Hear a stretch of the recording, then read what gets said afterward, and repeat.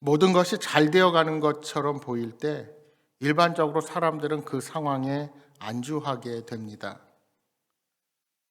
또한 진행하던 일들이 답보 상태에 머물러 있어도 살아가는데 큰 어려움이 없다면 사람들은 그 환경에 순응하며 살아가기 마련입니다.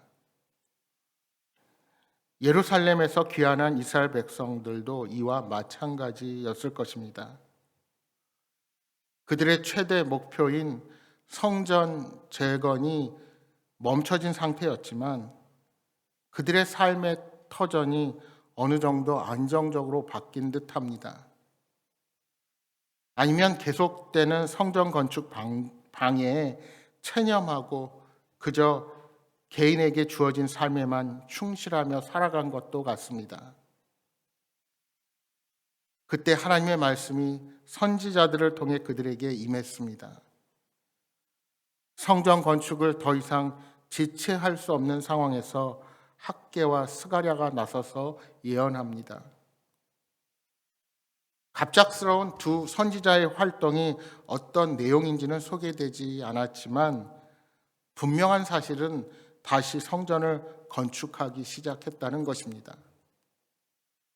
그러니까 이들은 성전 건축을 뒤로하고 일상생활에 안주하고 있는 이스라엘 백성들을 향해서 성전 건축을 재건하라는 메시지를 강력하게 전달한 것입니다. 이 일로 총독 수룹바벨과 대제사장 예수아가 중심이 되어 성전 건축을 재개합니다. 2절 후반부 말씀해 보시면 하나님의 선지자들이 함께 있어 그들을 도왔다 하고 말씀합니다. 이것이 중요합니다. 선지자들은 건축이 진행되는 동안 옆에서 계속 도왔습니다. 말씀으로 그들을 격려하며 도왔다는 것입니다. 학개와 스가랴는 낙심하여 주저앉아 있는 사람들에게 하나님의 말씀으로 용기를 불어넣고 다시 일어설 수 있는 힘을 제공해 준 것입니다. 여러분, 하나님의 말씀은 낙심한 영혼들을 각성하게 하고 그들에게 주어진 사명을 감당하도록 힘을 줍니다. 하나님의 말씀은 이렇게 사람들을 변화시키는 능력이 있습니다. 사람들에게 일어나는 진정한 변화는 결심이나 노력만으로 되지 않습니다. 그러므로 만약 하나님과의 관계가 침체되어 있다면 속히 우리는 하나님 말씀 앞으로 나아와야 합니다. 말씀을 듣고 읽고 묵상하는 훈련을 통해 우리는 살아 역사하시는 하나님의 능력을 체험하게 될 것입니다. 하나님의 말씀을 듣고 순종하는 자들이 일어나게 될 때 하나님의 역사가 다시 시작된다는 사실을 명심하시기 바랍니다. 성전 건축이 재개되자 유브라데강 서편에 있는 지역을 관할하는 총독과 관리들이 찾아옵니다. 이스라엘 백성들이 다시 성전 건축에 나섰다는 소문을 듣고 온 것입니다. 이들은 사장에 나왔던 사마리아 사람들과는 달리 건축을 방해하려고 하기보다는 현장의 실태를 파악하러 온 것으로 보입니다. 이들은 성전 건축을 하는 이유를 물었고 공사를 중지하려고 하지는 않았습니다. 또한 장로들은 고레스 왕의 조서 내용을 상기시키면서 당당히 담대하게 공사를 진행했습니다. 여러분, 과거와 달리 이스라엘의 장로들이 이렇게 담대하게 맞설 수 있는 이유가 어디에 있었을까요? 5절 말씀입니다. 하나님이 유다 장로들을 돌보셨으므로 그들이 능히 공사를 막지 못하고 이 일을 다리오에게 아뢰고 그 답장이 오기를 기다렸더라. 과거와 달리 장로들이 이렇게 담대하게 나설 수 있었던 이유는 그들이 건강한 영적 공동체의 보호 안에 머물러 있었기 때문입니다. 에스라는 이를 하나님이 도우셨기 때문이라고 고백하고 있습니다. 에스라를 비롯한 선지자들은 그들을 끊임없이 말씀으로 돌보고 하나님을 의지하도록 격려했습니다. 그 결과 이스라엘 백성들의 믿음은 성숙해졌고 하나님이 돌보시고 보호하신다는 확신을 다시 갖게 되었습니다. 여러분, 이처럼 하나님의 말씀으로 무장되어 그 말씀에 순종하며 살아가는 경건한 사람들과의 교제는 영적으로 성도들을 각성시키는 중요한 수단이 된다는 사실을 우리가 기억해야 합니다. 때때로 성도들 중에는 믿는 자들과 함께 나누는 교제에 대해 회의적인 시각으로 바라보는 분들이 계십니다. 연약하고 부족한 사람을 만나 오히려 서로에게 깊은 상처를 주고받을 뿐이라 생각하면서 성도 간의 교제를 기피하고 고립된 채로 신앙생활을 하는 것입니다.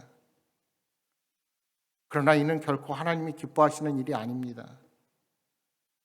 따라서 그러한 상처와 아픔까지도 인내하고 극복하여서 진정한 사랑과 용서 그리고 긍휼과 자비를 베푸는 교회 공동체가 예수님을 닮아가는 교회로 서게 될 것입니다. 결국 성도들은 그리스도 안에서 서로 긴밀하게 연결될 때에 비로소 주님의 성전으로 자라갈 수가 있게 됩니다. 현장을 보고 간 총독 다뜨네와 그의 일행은 다리오 왕에게 그 상황을 보고합니다. 그들은 이스라엘의 지도자들의 증언을 있는 그대로 다리오 왕에게 보고했습니다. 그들의 보고를 살펴보면 장로들은 유다의 멸망과 바벨론 포로 생활이 자신들의 죄악으로 벌어진 이름을 밝힙니다. 특히 우리는 천지의 하나님의 종이라고 대답한 내용은 귀한한 백성들의 신앙 간증이라 할 수 있습니다. 귀한한 백성들은 건축이 중지된 시간들을 인내하면서 그들에게 주어진 고난과 그들과 하나님 관계를 돌아보는 신앙적인 성찰의 시간을 가졌을 것입니다.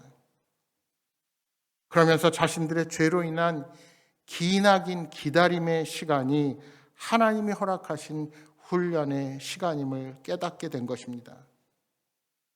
그래서 그들은 고레스 왕을 통해 다시 예루살렘으로 돌아와 성전을 건축하게 된 것도 하나님의 뜻이었음을 고백할 수가 있었던 것입니다. 17절 말씀입니다. 이제 왕께서 좋게 여기시거든 바벨론에서 왕의 보물 정각에서 조사하사 과연 고레스 왕이 조서를 내려 하나님의 이 성전을 예루살렘에 다시 건축하라 하셨는지 보시고 왕은 이 일에 대하여 왕이 기쁘신 뜻을 우리에게 보이소서 하였더라. 사실 현장을 보고 온 총독 다뜨네 일행은 유다 백성들의 증언이 모두 정확하다고 확신했을 것입니다. 하지만 다리오 왕만이 이러한 문제를 결정할 권한이 있음을 알았기에 객관적으로 조사할 것을 요청한 것입니다. 하나님의 뜻에 따라 온전히 행하는 일이라면 엉뚱한 말로 부풀릴 필요가 없습니다. 하나님이 행하신 일들을 있는 그대로 고백하면 됩니다. 말씀에 근거하여 묵묵히 주어진 일을 감당하다 보면 어느 순간에 약속하신 하나님의 뜻이 이루어지고 있음을 마침내 발견하게 될 것입니다. 사랑하는 여러분, 시간이 걸리더라도 하나님은 약속하신 바를 반드시 이루시는 분이십니다. 그 과정에서 방해꾼도 나타나고 걸림돌도 생기지만 결국에는 하나님께서 친히 그 일을 이루십니다. 늘 방해만 있지 않습니다. 예기치 않은 도움의 손길도 나타나고 일을 돕는 환경들이 만들어지기도 합니다. 따라서 우리는 멈춰서는 안 됩니다. 하나님을 바라보면서 그 모든 어려움들을 다 돌파해 가야 합니다. 바라기는 어려움과 절망 속에서도 말씀과 기도로 주님과 동행하여 마침내 예비하신 복과 은혜를 경험하시는 여러분 모두가 되시기를 주님의 이름으로 축복합니다.